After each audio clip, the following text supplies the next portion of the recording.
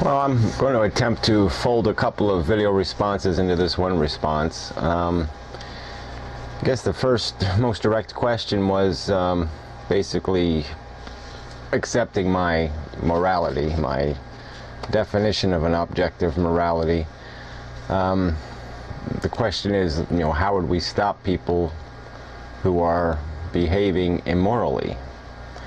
And the problem there you run into is that we have, as I explained before, there's two different moralities as I see it. There's this real one, this truth that's out there, and then there's this ethics or this morality we have to live with inside this uncertain human community, where we have to basically respect each other's right to be immoral, to violate what we might consider to be the truth and the ethics or the value that truth defines for us. We have to basically watch it get abused, raped, pillaged, destroyed,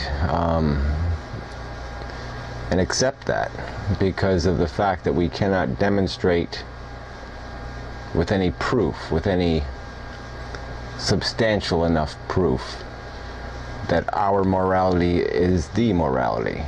Now, there's plenty of people who think they have a right, Christians and such, to tell other people what they have to perceive. They see a fertilized egg as a human being. They see maybe even a third trimester fetus as a human being, and they think they have a right to tell other people that they also have to see that.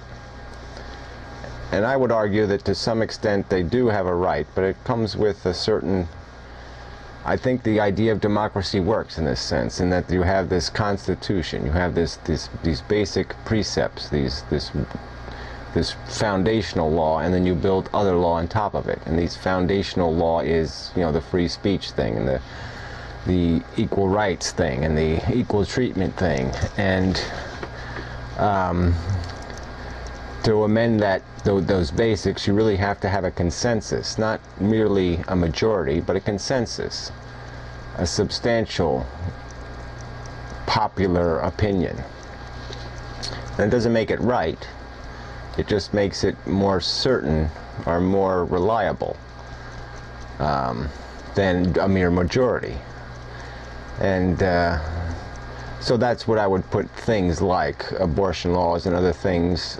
They should be in that, they should require that consensus. You shouldn't be able to tell another person that being gay is wrong without a supermajority of people believing that. So until it can be demonstrated decisively, yeah, all relationships are equal, and people should have equal rights in their relationship, and they should be able to have the same benefits of within the construct of the society, health care and social security and inheritance rights and all the rest of this stuff should be equal in those relationships as they are in any other heterosexual relationship. So that's what I would, that's the social contract, and people are violating that social contract now because of their arrogance.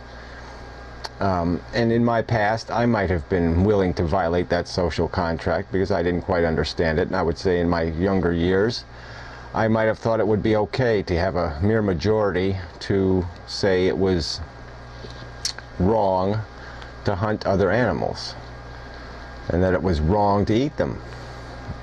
But with time, I've learned to appreciate that it's my obligation to convince people that they're being immoral, that they're committing a trespass against the value of their own life, that they are destroying the value of their own life by violating the rules of life, which are that you cannot be imposing suffering. You can, but you've got to be so valuable in your benefit to life on this planet and society that you compensate for that price. So in essence, maybe you can be a very good joke teller and you can make people very happy, and so you could justify causing some grief and hardship because you prevented grief and hardship in your capacity to give people comfort. But regardless, so the bottom line answer to the question is yeah, there's no, the morality doesn't dictate what your, the objective morality doesn't have a rule about how you create the end. It isn't concerned with means. Social morality is completely obsessed with means. The means are everything. The end isn't necessarily what's important. The intentions are what have to be respected.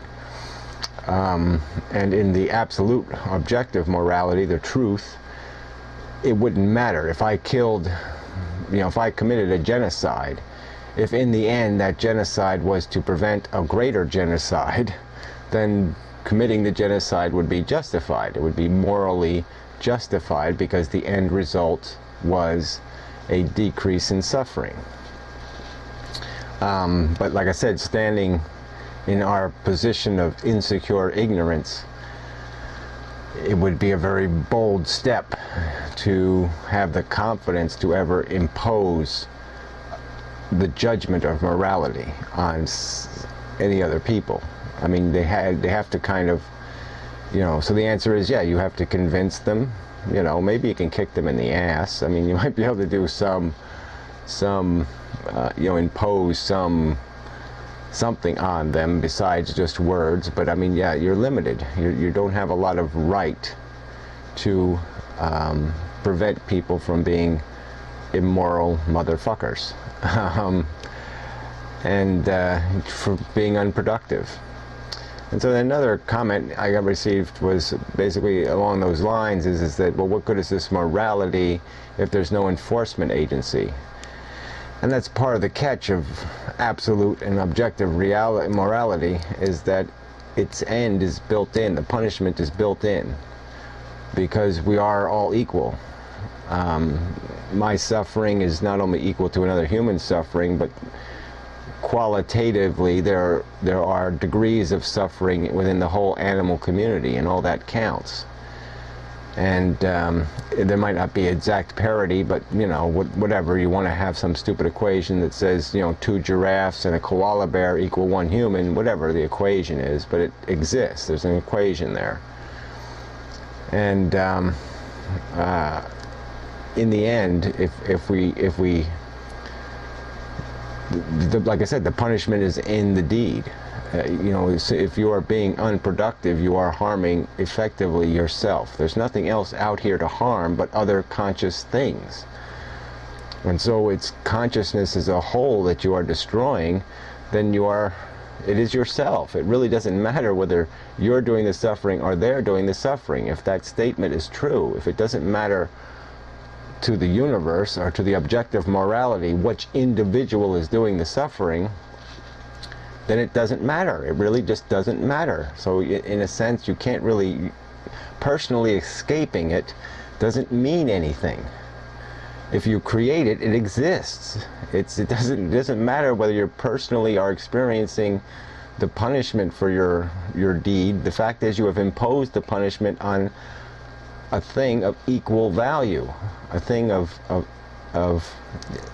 like I said, equal. I can't find a better word for it. I mean, it is the same. It is yourself. We are in this together. And so it's like violating your own sister, or violating your own mother or father, or whatever thing you can care about almost to an equality to yourself. It is the same as violating them. It is the same. You can't escape, is all I'm saying, is that the punishment is built in. And so that's why it's not about punishing, it's about preventing. It's about stopping acts from happening.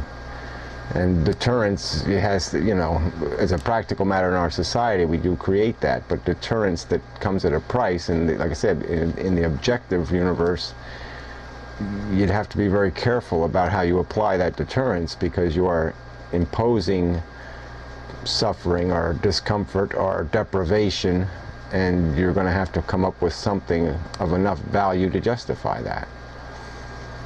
And so it's just, I mean, I wish there were. It's frustrating that we have to live with all these questions unanswered decisively, and that it just takes so much work to get people to appreciate what seems so obvious. I mean, something like our equality is just so obvious, and people just don't get it. They subjectively go through life and think that somehow their kids are actually better than other people's kids. They really think it. And, you know, and they live by it, which is even scarier. They invest in that judgment, and it's just so flawed.